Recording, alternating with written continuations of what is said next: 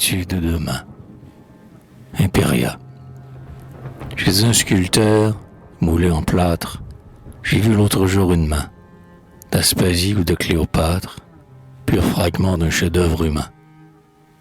Sous le baiser d'un jeu saisi, comme un lit par l'aube argentée, comme une blanche poésie, s'épanouissait sa beauté.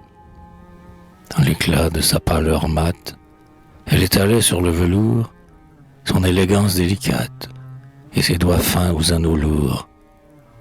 Une cambrure florentine, avec un bel air de fierté, faisait, en ligne serpentine, onduler son pouce écarté. A-t-elle joué dans les boucles des cheveux lustrés de Don Juan, ou sur son cafetan d'escarboucle peignait la barbe du sultan? Et tenue, courtisane ou reine, entre ses doigts si bien sculptés, le sceptre de la souveraine, le sceptre des voluptés. Elle a dû, nerveuse et mignonne, souvent s'appuyer sur le col et sur la croupe de lionne de sa chimère prise au vol. Impériale fantaisie, amour des somptuosités, voluptueuse frénésie, rêve d'impossibilité. Roman extravagant, poème de hachiche et de vin du Rhin, course folle dans les bohèmes, sur le dos des coursiers sans frein. On voit tout cela dans les lignes de cette paume, livre blanc, où Vénus a tracé des signes que l'amour ne lit qu'en tremblant.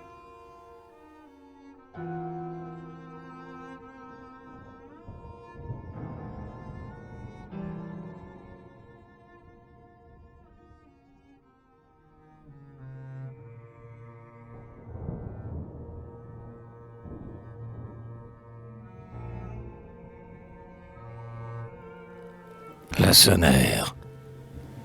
Pour contraste, la main coupée de Lacenaire l'assassin, dans des bombes puissants trempées, posées auprès, sur un coussin. Curiosité dépravée.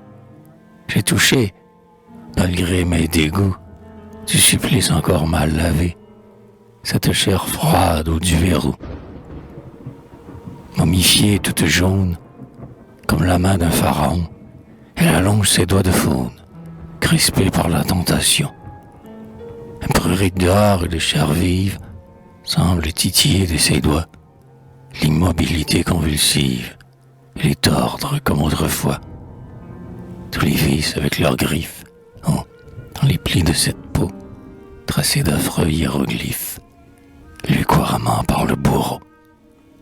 On y voit les œuvres mauvaises, écrites en faux sillon, et les brûlures des fournaises où bouillent les corruptions, les débauches dans les caprés, des tripots et des lupanards, de vin et de sang diaprés, comme l'ennui des vieux Césars. En même temps molle et féroce, sa forme pour l'observateur, je ne sais quelle grâce atroce, la grâce du gladiateur. Criminelle aristocratie, par la varlope ou le marteau, sa pulpe n'est pas endurcie, car son outil fut un couteau. Inconnu du travail honnête, on y cherche en vain votre sou. Vrai meurtrier, faux poète, il fut le Manfred du ruisseau.